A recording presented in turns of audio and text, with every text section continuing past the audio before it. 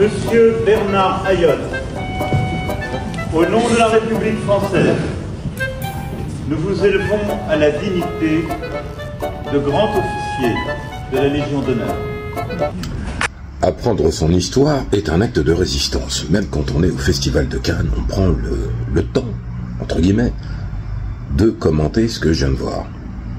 Alors pour ceux qui ne savent pas, il y en a beaucoup qui vont savoir, surtout, particulièrement, les Antillais. Mais pour ceux qui ne le savent pas, nous sommes face à le père Ayotte, Bernard Ayotte du groupe Ayotte, qui a, je le rappelle, défrayé la chronique avec le mouvement RPRAC, etc.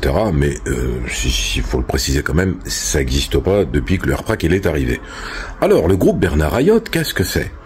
C'est les aliments, le côté alimentaire 3, 4 fois, 5 fois plus cher, les voitures sont plus chères, tout est plus cher, c'est les centres commerciaux, c'est les garages, etc. Et c'est surtout un béquet. D'accord? Blanc pays, béquet, bon. On va rappeler quand même le contexte historique. Ayotte, ça descend d'esclavagistes.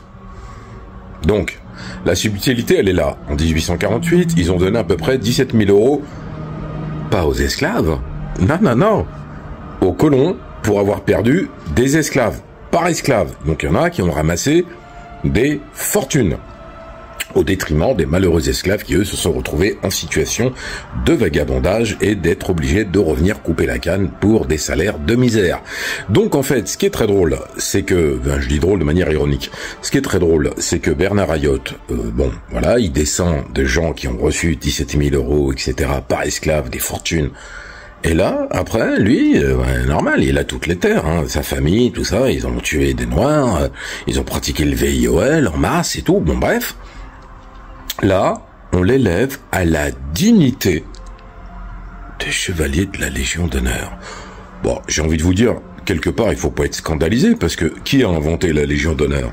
Ce bon Napoléon, qui lui-même, en 1802, envoie le général Richepens en Guadeloupe, hein, pour massacrer les Guadeloupéens, pour rétablir l'esclavage, qui envoie aussi son beau-frère, le général Leclerc, à Saint-Domingue, pour mater la rébellion, mais qui va se faire défoncer de bout en bout, en novembre 1803, oui bien sûr, à la bataille de Vertières, et qui après va permettre à Haïti d'émerger en janvier 1804. Bref, tout ceci a une symbolique. Il donne la Légion d'honneur à absolument n'importe qui. C'est Napoléon qui l'a inventé pour donner, entre guillemets, une médaille, voilà, ceux qui ont permis à la France. Alors, très sincèrement, je me pose vraiment la question en commentaire. Si vous avez des idées, dites-le moi. Pourquoi on donne la Légion d'honneur à ce gars? Qu'est-ce qu'il a fait, à part piller les Antilles, affamer les populations, participer à toute cette entremise de diabolisation, etc. Et surtout, de ne rien faire pour les populations des Antilles. La Martinique et la Guadeloupe doivent se réjouir qu'il ait la Légion d'honneur, ce gars-là.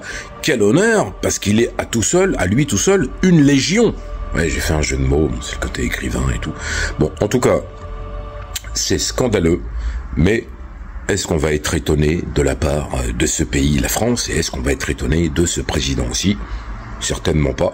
Néanmoins, il y a quand même de quoi choquer pour les compatriotes antillais de Guadeloupe et de Martinique qui se considèrent comme français, certains, hein, on en connaît, et que, oh, on est français. Bah voilà ce qu'a fait la France pour toi. Tu vois, quand tes parents vont acheter des paniers alimentaires 5 fois le prix, 40% plus cher, etc., ben c'est grâce à ce monsieur-là. Et on lui donne la Légion d'honneur pour ça. Vive la République, vive la Guadeloupe libre et la Martinique. Abonnez-vous.